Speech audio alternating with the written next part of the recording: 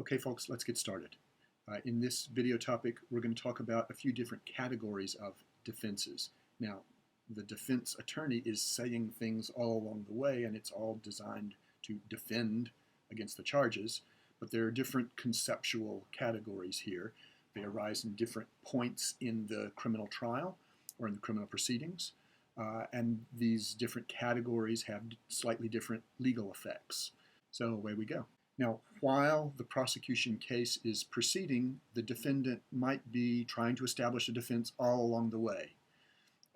We'll call these the no, I didn't defenses. You're basically saying that the prosecution has failed to demonstrate the objective element. You didn't show that result or that conduct or that attendant circumstance. Or perhaps the prosecution failed to show one of the culpability elements. You didn't show that my client knew about that element or had a purpose as to that element, whatever the statute requires. So you're saying, no, I didn't. No, I didn't do that, or no, I didn't have that state of mind. You can establish that by way of cross-examination of the prosecution witnesses, or you could bring in your own, but the basic idea is prosecution, you failed to prove the elements. Now we're moving to a different category of defense. These are the yes, but defenses. In these situations, the defendant will say, okay, prosecution, yes, you proved all the elements. Nevertheless, I'm not guilty. So yes, you proved those elements, but I'm still not guilty because. And then there are a couple of different kinds here. First of all, there are crime-specific yes, but defenses. For instance, renunciation of an attempt or withdrawal from a conspiracy. And then a second type of yes, but defense would be what we call a general defense.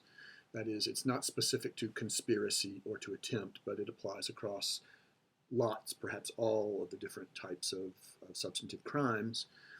For instance, lesser evils or perhaps insanity.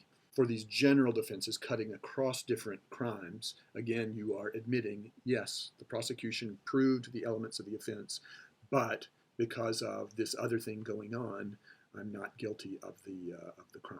Now, for these general defenses, they also fall into subcategories. So they could be justifications, they could be excuses, or they could be non-exculpatory defenses like the statute of limitations. Let's talk about the first two of those, justifications and excuses. Now, for a justification defense, what we're saying to the defendant is, good for you. We're glad you did that. If you get in that situation again next time, do it the same way. That excuses whatever you did. So for instance, with self-defense, we say, it's not a great thing that a person's dead, but still, they were threatening you, they were threatening other people. In that situation, you did the right thing, and we would encourage you to do that again next time. So that's a justification. An excuse, on the other hand, we say, ooh, wish you hadn't have done that. Wish it hadn't have come out that way. If you ever get in that situation again, I hope you don't do that same thing. But given what was going on at the time, we really can't blame you in a criminal sense here. So the insanity defense would be a classic example there. We're not crazy about what you did, but we also really can't blame you given the mental disease or disability going on at the time. And by the way, here's one of the most famous excuse defenses in comedy history, at any rate. Excuse me!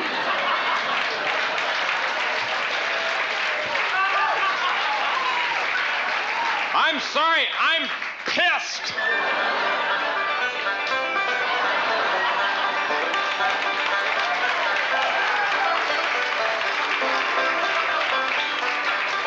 I'm sorry. By the way, another term that you'll sometimes hear in this setting is affirmative defense. And what we mean by that is that the legislature has given the defense the obligation to prove the necessary facts. So they've shifted the burden of proof.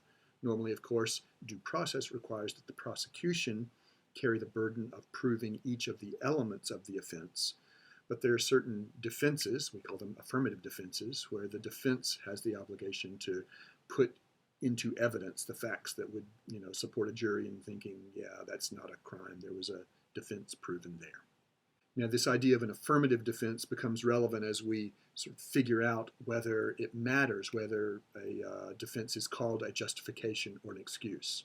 On one level, it doesn't really matter. It's the same basic result. Not guilty is not guilty, and these both operate as complete defenses if the jury accepts the factual propositions of the defense. But on another level, it does matter whether we call it a justification or an excuse.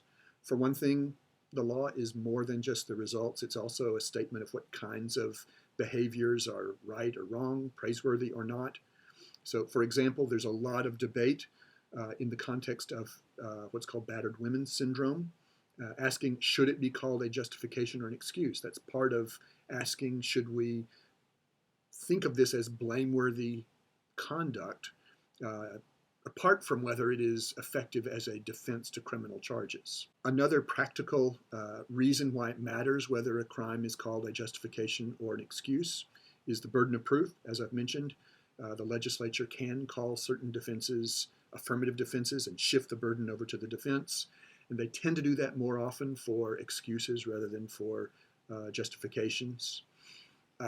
It's also true that legislatures tend to phrase the excuses more vaguely in the statutory codes, and they require some kind of discretionary application. Justifications are normally built into the code with more detail. For instance, you see a great deal of detail in the typical code when it comes to the use of defensive force, self-defense.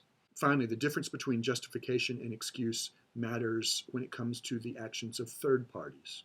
If we're talking about justifications, if I could do this and it would be a justification, then somebody else can come along and do it as well. For instance, if I could get out my gun and defend myself from the attacker, somebody else could come along with their gun and defend me from the attacker. So justifications are transferable to third parties, whereas the excuses tend not to be transferable to third parties. So I hope these categories are helpful as we go forward from this point.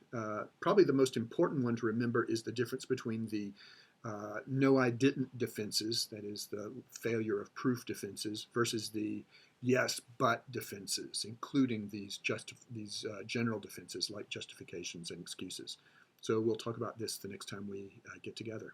See you then.